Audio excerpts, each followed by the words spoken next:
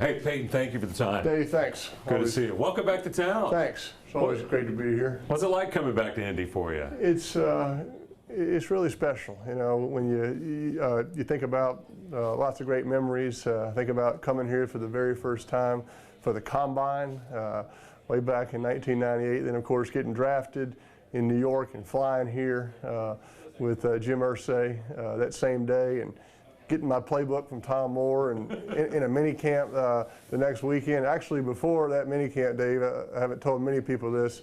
I'm not sure it was totally within the rules, but I came back to Indianapolis 2 days after the draft, and they hold me up in the old Signature Inn on 38th Street, and 3 days of just grinding on the Colts playbook. So when I got to that mini camp, I had a pretty good idea, but they kept the shades down. I wasn't allowed to go outside. I wasn't really supposed to be in town yet, but good memories. Only the best for you, right? That's right. That's exactly right. That's where it all started. Amazing. Okay, so October's going to be exciting. Just your thoughts on the fact that there's going to be a statue in your honor. Let's start with that. Well, I'm very humbled, Dave, and honored. I'm not totally comfortable with it. As I was telling somebody, I keep checking my health to be sure. I didn't know you could still be alive and see a statue of you, so had a few physicals. Everything's checking out, but I'm appreciative of Jim's tribute, his generosity. I really accept it as kind of a team thing. There's so many people that are a part of this honor for me.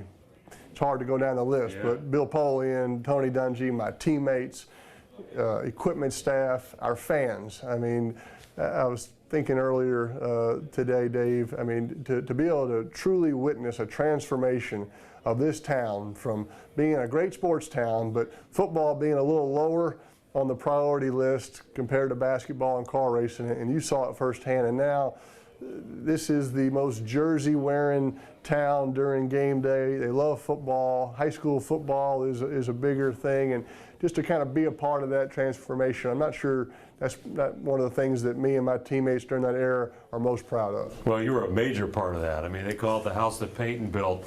And what's that feel like to know what you were able to accomplish in this town? Well, it means everything, because this is where I was drafted. This is where I cut my teeth. This is where my rookie year, when you and Jack Trudeau used to rip on me on Sunday nights after throwing 26 interceptions. I'm kidding. No, it was a part of it. I mean, because look, because it didn't happen right away, right, Dave? I mean, that first year, 3-13.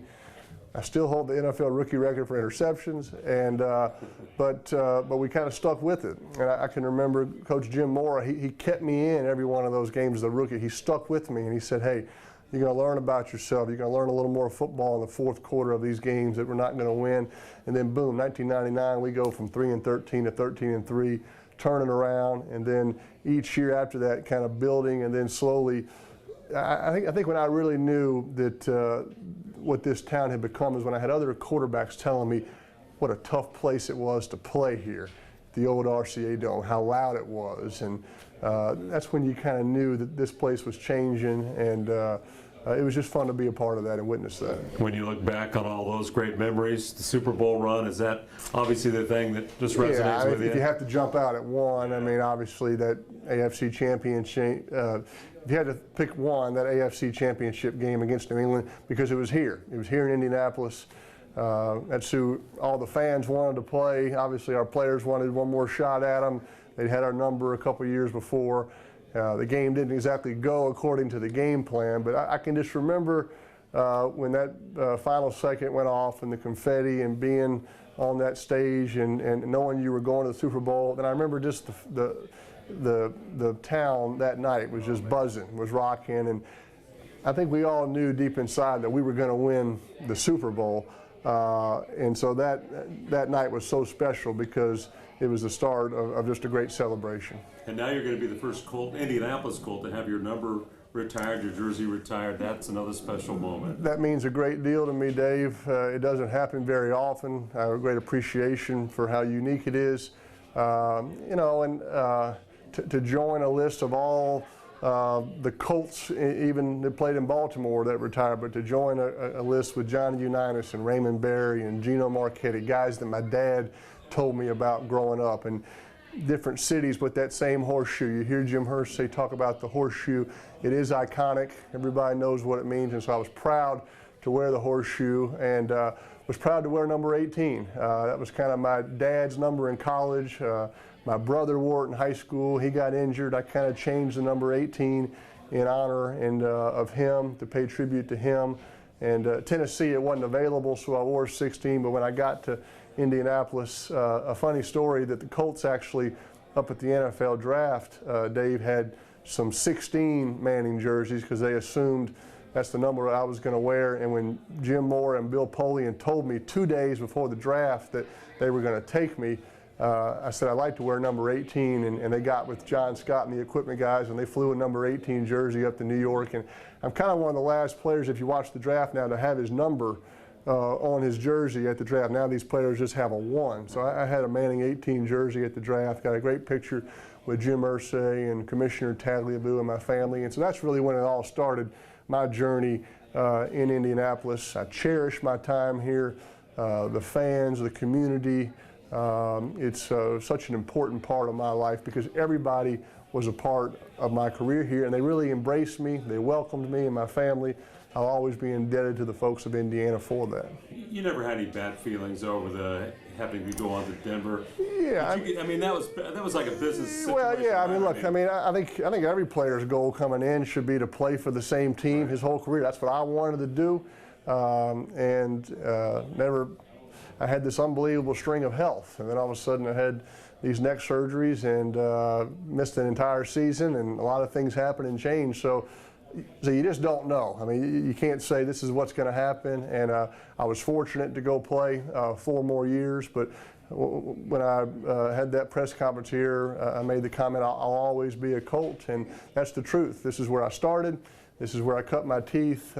We had so many great moments here, and like I said, I felt it was a real honor to play here for 14 years, and this place will always be a part of my life. You're such a competitive guy still. What's next for you? I don't think you're just going to run Papa John's pizza places. Exactly. I'm in the insurance and pizza business now. I feel busier than I ever have been, Dave. I still stay close to the game in different ways. I've visited a couple of college programs the last couple of weeks. I've been to a couple other NFL teams. I enjoy talking to quarterbacks, talking to the players, staying involved with what's going on in football. I'll always consider myself to be an ambassador of the game, trying to grow the game, trying to figure out ways to keep it safer. At the same time, I like being sort of in control of my schedule, to have my free time. Our kids are in the first grade now. I like being a part of their activities and sports, and to do some things, especially in the fall, Dave, that I haven't had a chance to do in 25 years. I've always been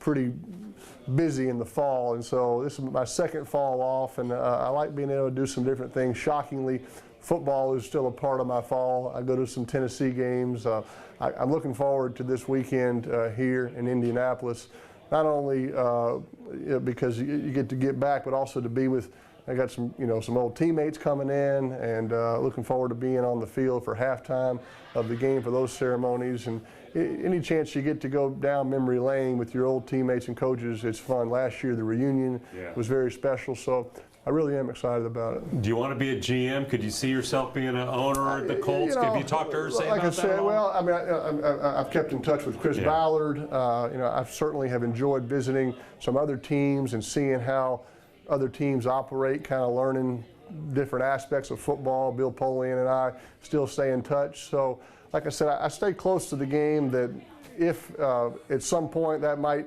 be a possibility, I want to stay close to it, but I know what that job entails. It is all encompassing. I'm not ready right now for that type of commitment, and so I like the best advice I got was kind of taking my time in this next chapter. I really am busier than I ever have been. I'm traveling, doing different commitments. I no longer can say, hey, I can't do that. I have practice that day. That excuse is out the window. So, but like I said, I'll always be close to the game. Why don't you become a politician? Why don't you run for office? I'm interested in our country, certainly. I like serving our country as a private citizen. And you know, like I said, I'm kind of taking my time, and I do enjoy doing some different things outside of football that is kind of stimulating and intriguing for me. Couple more to let you go. Tell me about your kids. You mentioned kids are great. Yeah, that's they've fun. started first grade. Yeah, it's been great. Ashley and I are really enjoying that and seeing them grow and they take on their own personalities. And so they're excited to be back for that. They were of course born here in Indianapolis, so they I think understand a little bit what's going on. And we'll come over here to St. Elmo's where we are right now. This is I miss this about Indianapolis, coming to St. Elmo's after a game. It was kind of like my pregame routine, throwing to Marvin Harrison. On a Sunday, I was going to do that, and I was going to end up at St. Elmo's. So it'll be fun to have a little special celebration back here and kind of go back in time, if you will. Well, you're a class act. Appreciate the time. Hey, Dave, much. thanks a lot. Appreciate it so One-on-one much. with the man, Peyton Manning. Thanks.